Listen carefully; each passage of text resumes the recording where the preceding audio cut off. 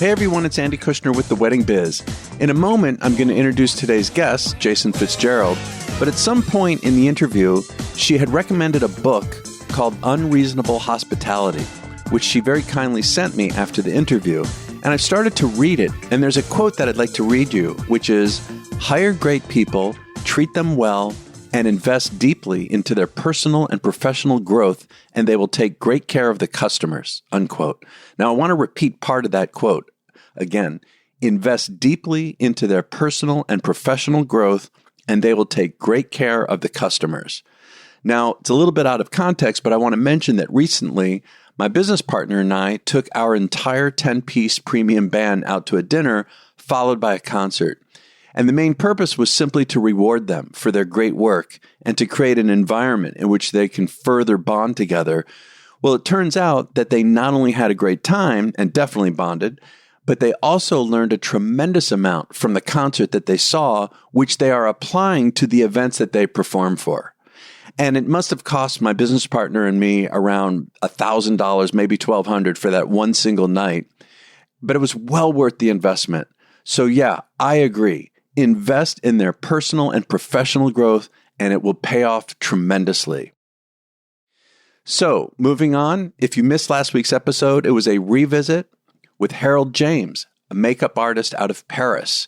And today's guest, as I mentioned, is Jacin Fitzgerald, owner and creative director of Jacin Fitzgerald Events, a destination planner and designer out of Atlanta, who got her start in the events industry working for a seaside event venue in 2003 and then went on to launch her own business in 2009.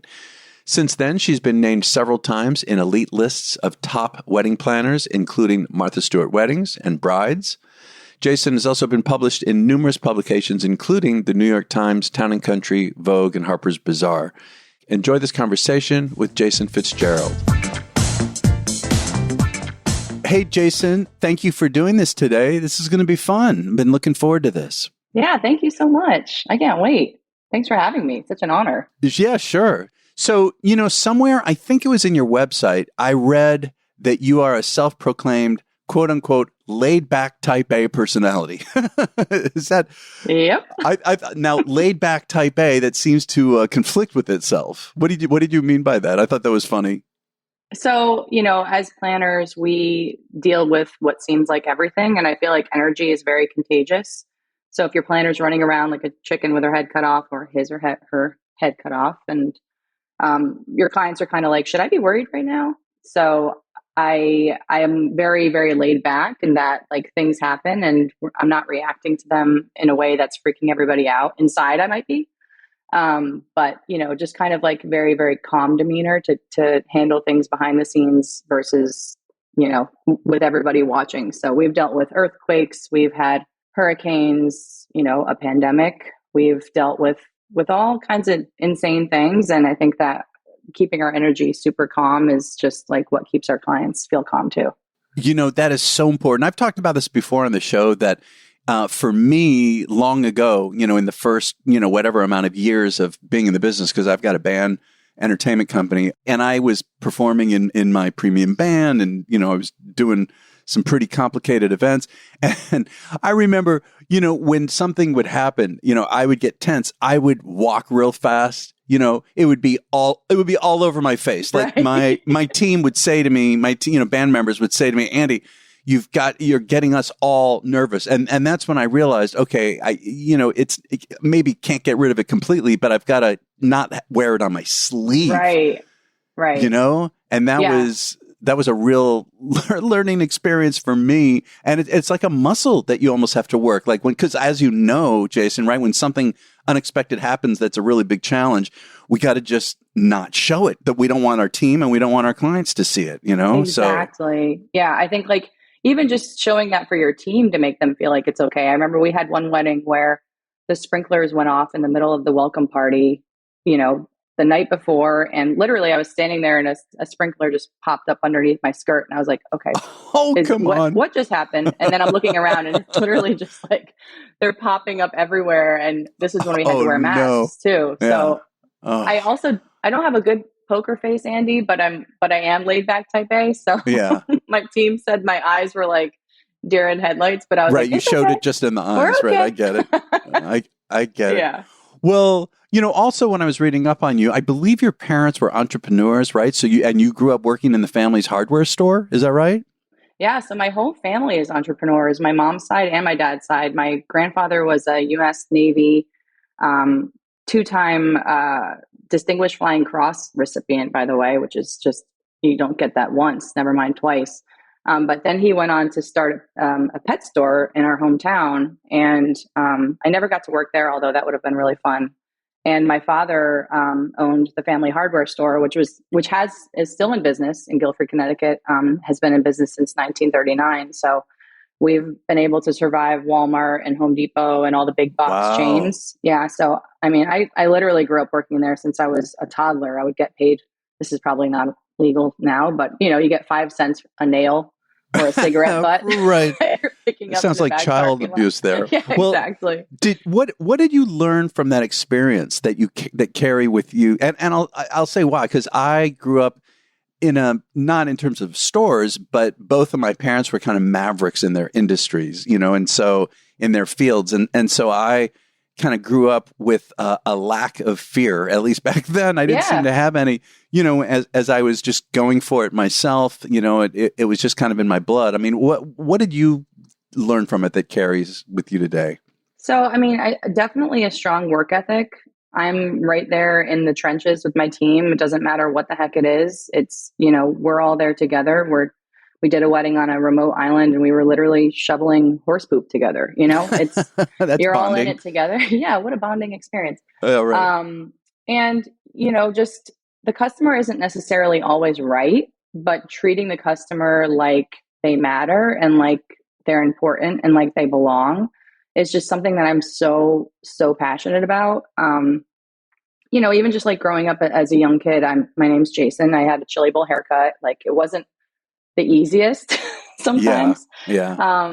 And just, I was kind of a floater, I guess, like in terms of like the different groups that we hung out with, but just, I'm such the anti, like the cool kids crowd. Like, I just want everyone to feel like they belong there, whether they were invited or not, like there's always room at the table. So that's just a huge thing that I learned from working at the store. And it's very humbling. But one of my favorite things actually to do at the store was to decorate the front window displays. Cause it's this old 1939, like still has the original wooden creaky floors. And Roger, who's worked there forever, who, you can ask him where this thing is and he'll, stumble down the aisle and show you where it is. And it's on the town green in Guilford. So it's just very quintessential New England old hardware store. So being able to decorate the front window displays was so much fun for me. And I think that's where I started to get my like, oh, I can make something look pretty that makes other people feel special when they see it or feel kind of nostalgic, because people look forward to seeing those. So how did you break into the wedding industry? What was that like? So I worked in corporate events. So my 2-minute spiel of how I got here is I went to school in Rhode Island, worked for a seaside events venue just out of college. I was very interested in events. Events classes did not exist then. So I was a communications major and a business marketing minor. And I worked for a seaside venue and I was doing weddings and events and, festivals. And from there, I got an opportunity to work for Sailing World magazine. So I traveled around the United States with them and set up their regattas. And that was kind of a seasonal thing. And from there, I was like, you know what? The real world is going to be terrible. I better do something fun now because I'm going to be stuck behind a desk the rest of my life. So I actually left that opportunity and moved to Australia by myself. Wow. Yeah, How old were you when you did this? so this was 2004. So I was, I don't know, a year out of college.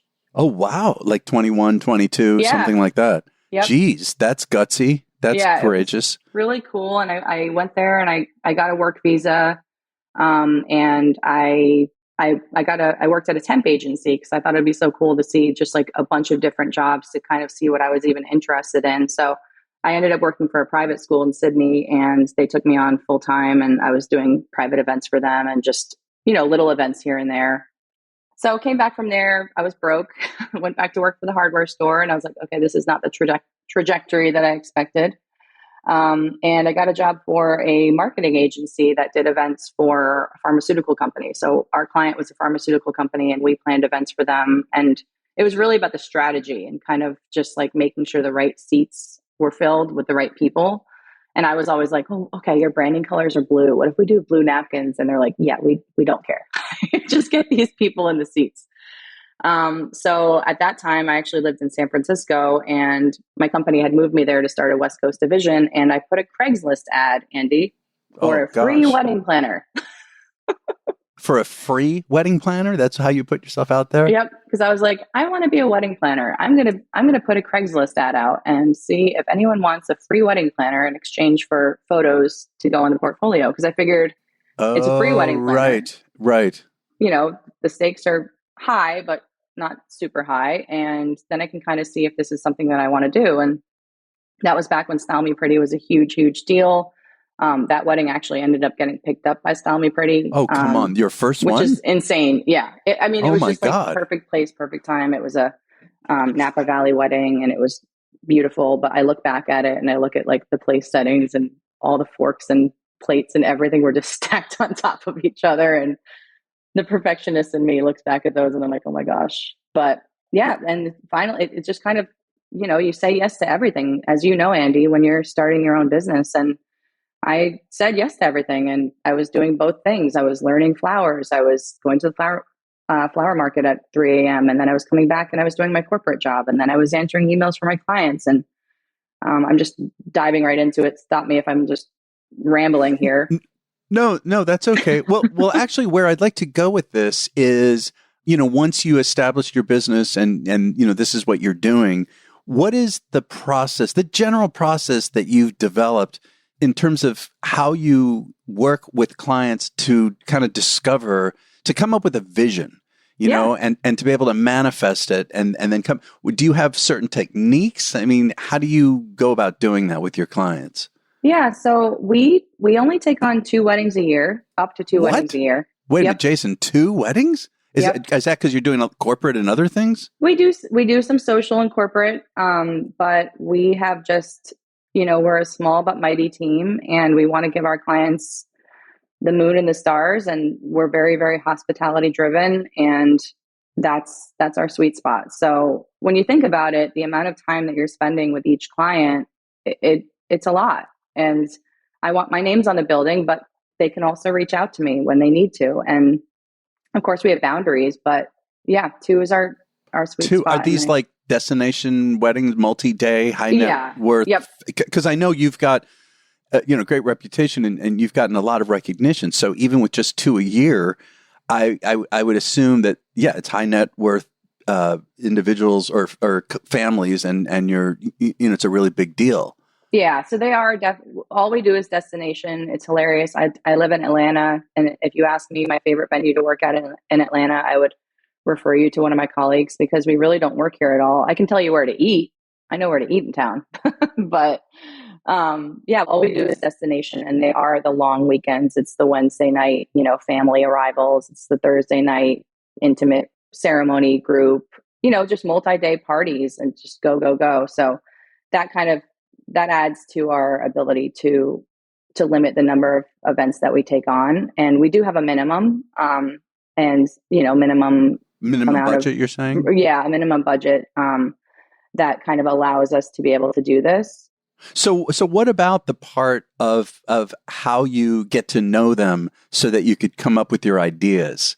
Yeah. So when we first start out, as many have said, it's just as much us interviewing them as it is us. But once we do finally sign the dotted line and we're working together, we have a questionnaire that we send out and it goes through their likes and their dislikes and how do they meet? What's their favorite color? What color nail polish are they wearing right now? But it really also dives into like, what does their living room look like? What restaurants do they love? Like, where do they like to travel? So we're not looking at Pinterest. And I know I've listened to your podcast for many years, Andy. And so it's very exciting for me to be here today, I will say.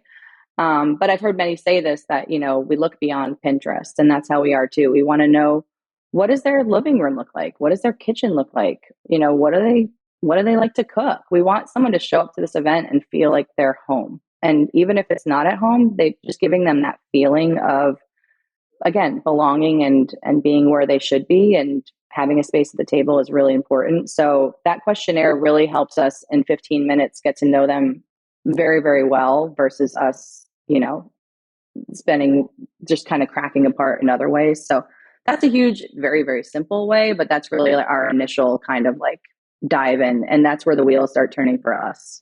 So can you give me an example of a story or two of what kind of things you discovered, again, whether it's, how they did their kitchen, their living room, the restaurants, whatever, and then what specifically it led to, in terms of manifesting it for their event with design. Can you give maybe an example of that? Like maybe one of your favorites or whatever? Yeah, one of my weddings, this client was really pushing us towards this very maximalist vibe, which is great. But we kept looking back at the pictures of their living room and, of their home, and it didn't really line up. And so we were kind of like going back to them and being like, are you interested in like what you're seeing online? Or are you interested in like, we were kind of trying to understand where the disconnect was, because we were kind of giving them what they were asking for based on this maximalist feel. And we all kind of realized like, wait a minute, this isn't who we are. So it was actually kind of helpful in that sense too, because we're working really closely with them to figure out, maybe that's not exactly, we don't need to throw everything in the kitchen sink underneath this tent. Like, let's simplify it and focus on the food. And it turned out that, their father was a chef and they really enjoyed cooking and, bringing in family recipes. So we kind of actually diverted in that plan. That was a Florida wedding we did, but that was an example of just kind of actually using that to our advantage to kind of divert to what none of us expected. Yeah. I want to make sure that you're aware of two other shows that are on the Wedding Biz Network. First are 2 seasons of Stop and Smell the Roses, hosted by well-known event designer Preston Bailey. Preston speaks with such an honest and sincere voice. This is the only platform in which you can hear this legend of the industry share secrets to his success. Also, check out the 140 episodes of The Business of Being Creative, hosted by Sean Lowe. Sean's consulting firm, The Business of Being Creative, is full of topics and advice for any creative business with a focus on the event and interior design industry. You can find both shows at theweddingbiznetwork.com or on your cell phone's podcast app for both Stop and Smell the Roses and The Business of Being Creative. I want to go back for a minute in the beginning when we were talking about laid back type A personality and dealing with challenges and all. What is an example of, what is one of the biggest challenges you've ever faced, at a job? I mean, you mentioned the sprinklers coming on. I'm curious about that one. What did you do with that? I mean, suddenly have to move everything to another part of the property? How do you even deal with that? We just kind of, luckily some people didn't notice because it was spread apart. It was spread across 2 parts of a lawn. So we were able to move some people without some people noticing. And then honestly, it turned into the biggest water party you've ever, people. Oh, people had fun with it, you're saying? Yeah. Yes. And people were kicking the sprinklers over. I mean, it was just, I didn't see that coming because especially it was the first night of the event. So it was very tame and it went to not tame. But, we also want the clients and the hosts to not feel bad or feel embarrassed that something like that happened at their event. So we're really kind of checking in with them to make sure they feel okay. And then obviously addressing it with the venue, meeting with them, having kind of a 911 meeting the first thing the next morning to be like, this cannot happen again, especially today because it's the wedding. But we had an opportunity actually right before COVID. We got a call from one of the big players here in Atlanta who owns multiple sports teams to plan a Super Bowl party for him on his yacht. And so this was in Miami. We had about 3 weeks to pull it together.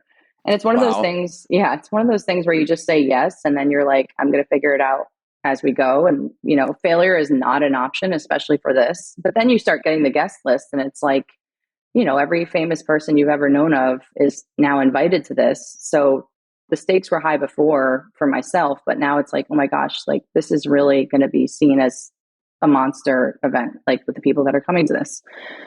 So like I said, we had 3 weeks to pull it together. We had the whole thing set up right next to the yacht. All the VIPs were going to get escorted in by a golf cart. Like we had a shoe valet because you can't wear shoes on a yacht. So they would show Oh, up and we would give them a wow. brand new pair of shoes. And Yeah.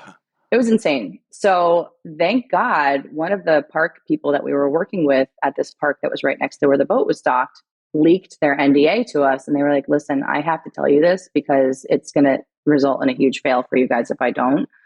That there was a Cardi B and Ludacris Fast and the Furious pop-up concert happening the exact same day as our party at the exact same time. So there was going to be like thousands of fans running into this area that we had Oh planned my for our gosh. party.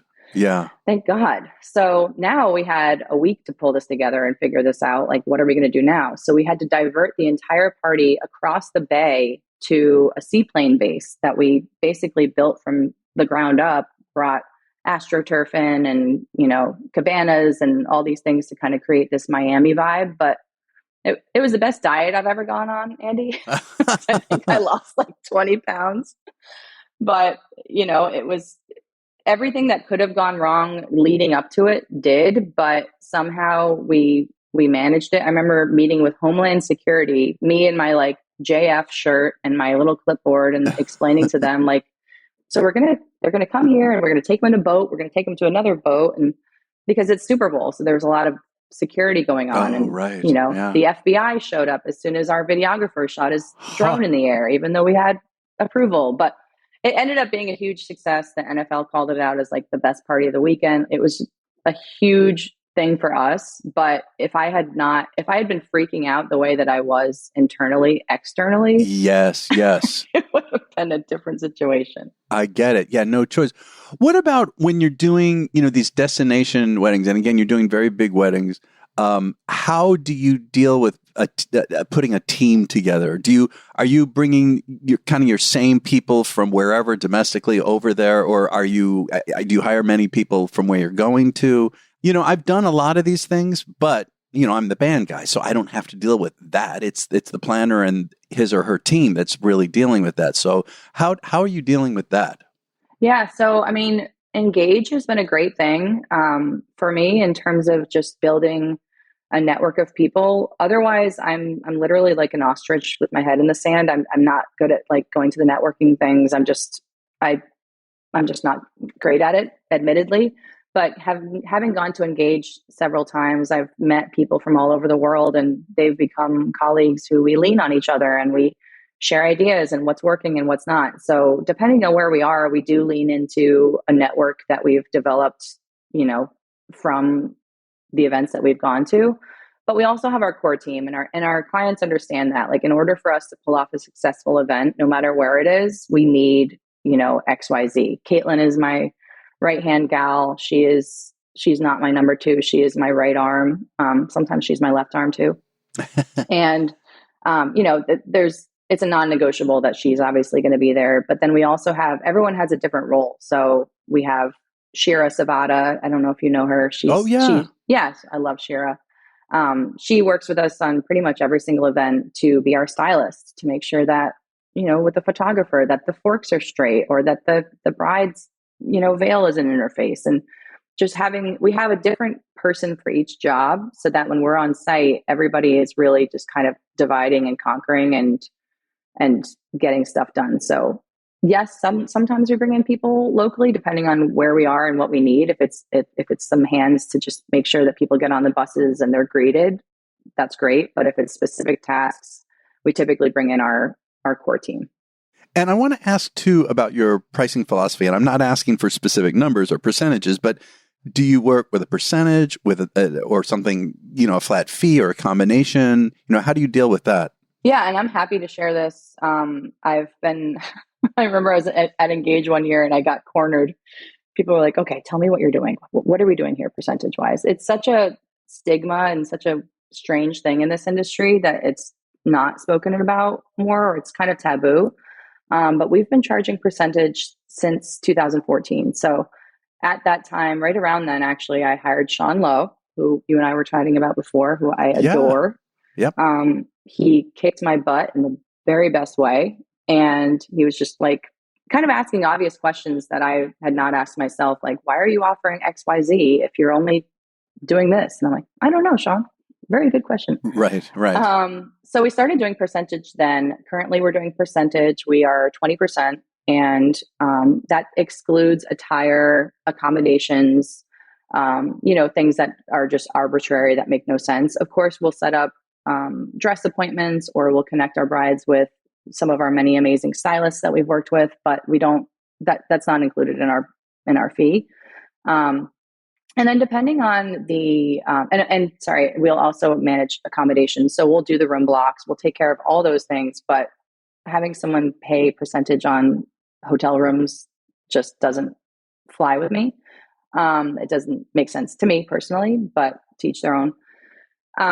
And so I guess depending on the event, we do have like a minimum budget that we work with. So depending on the scope, we'll kind of set up like an initial and minimum fee for ourselves, like based on the scope of what we're expecting.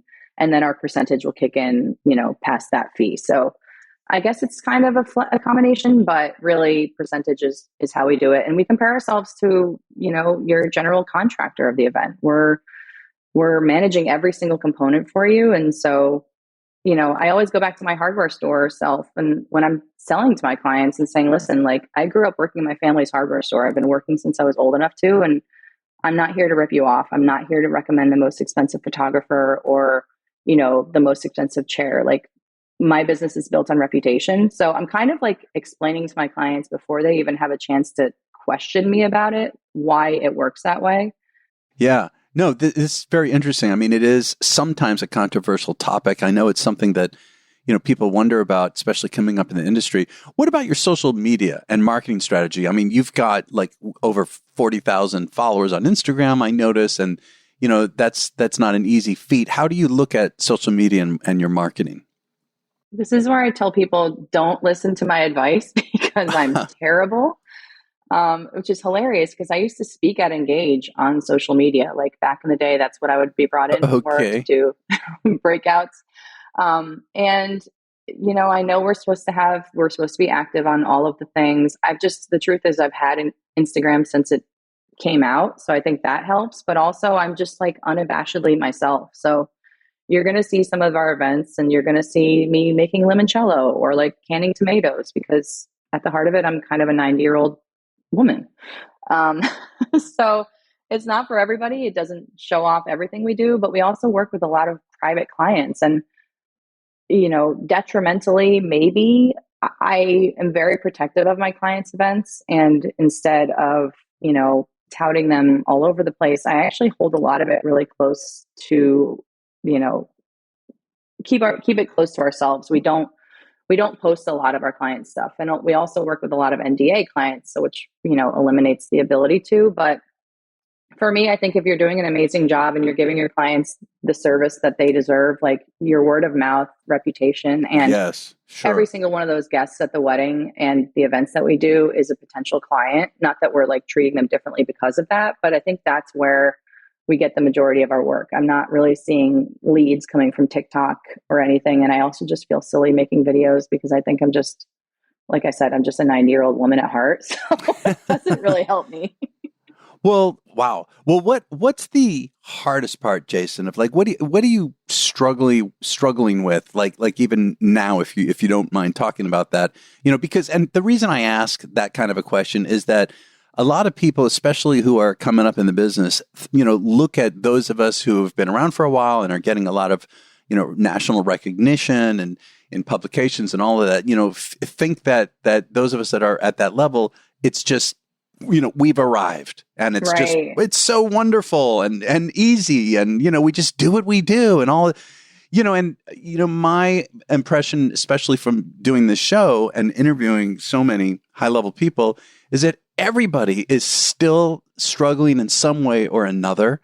It never really ends. And maybe what distinguishes super performers from not is the ability to take on these struggles and to not let it stop you. I mean, that's how I think about it, and I mean, the typical, it's almost a cliche, but, turning a challenge into an opportunity, but that's how I do it. It's the only way to survive this. It's like, well, What can I do with this problem? This is how I look at it.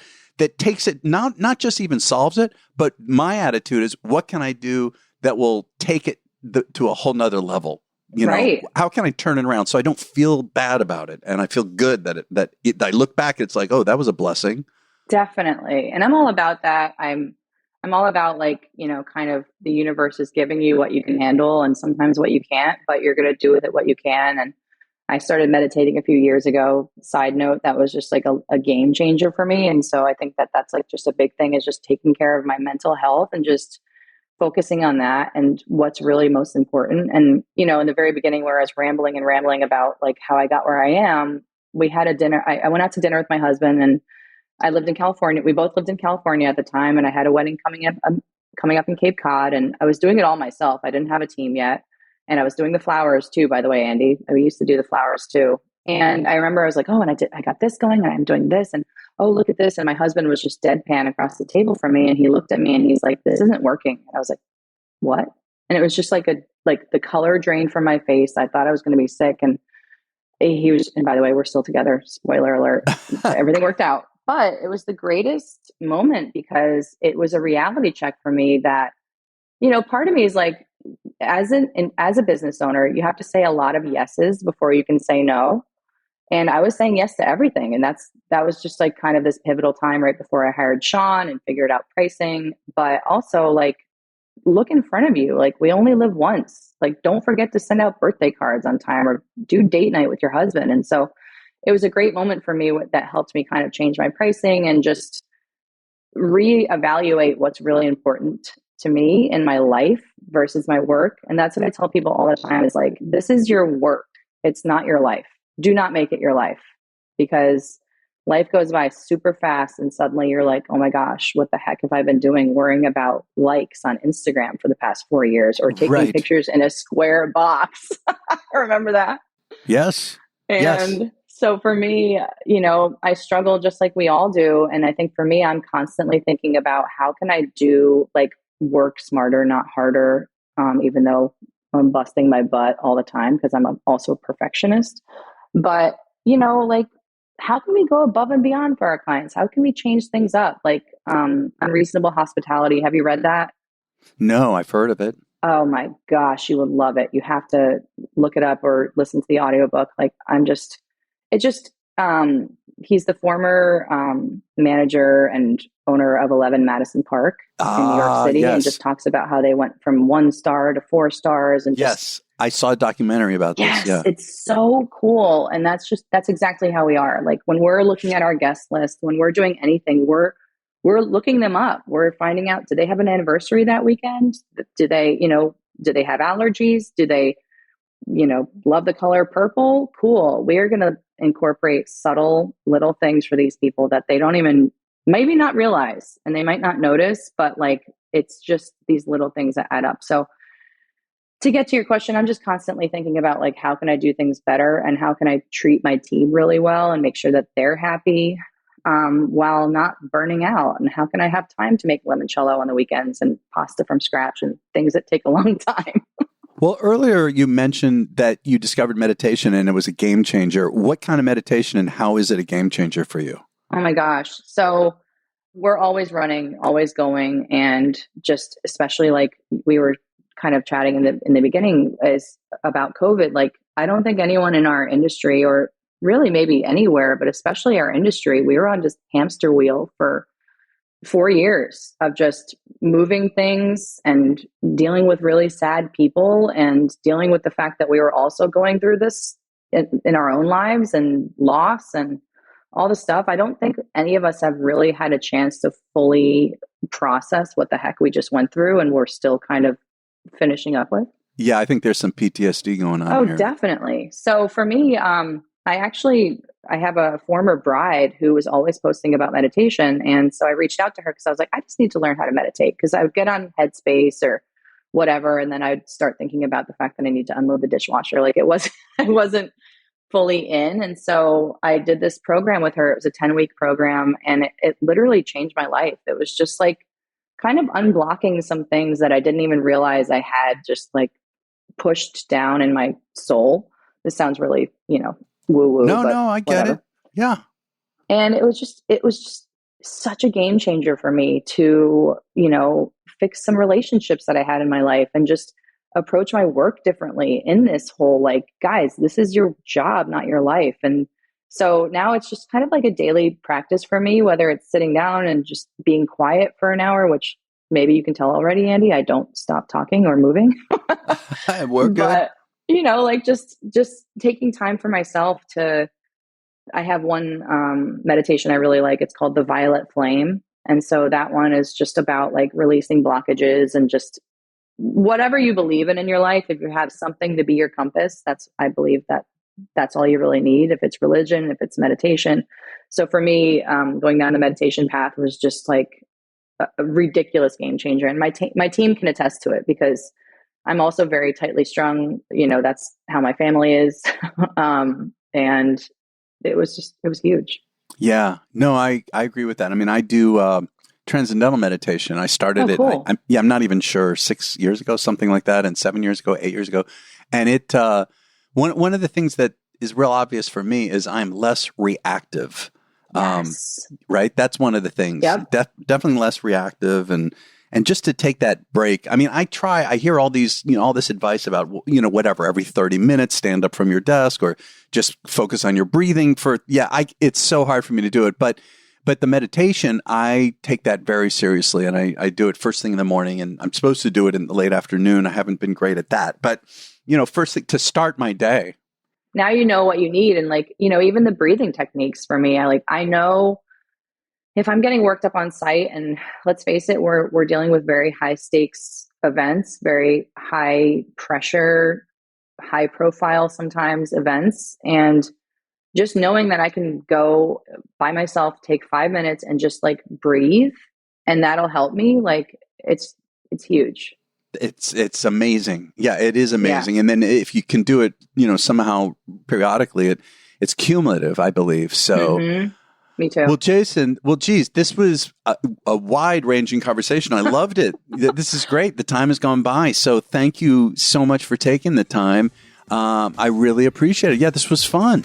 Yeah, I love it. Thank you so much for including me. It means a lot. Absolutely. You're welcome. Thank you for listening to my conversation with Jacin Fitzgerald. Check out her website, which is jacinfitzgerald.com. That's JACIN, jacinfitzgerald.com. You can find her on Instagram at Jacin Fitzgerald. And you can also check out the show notes at our website of theweddingbiz.com, where you can see pics from various events that she's done. And next week's guest is going to be Kathleen Deary with Kathleen Deary Design. And finally, follow us on Instagram in particular at The Wedding Biz, and we'll catch you next week.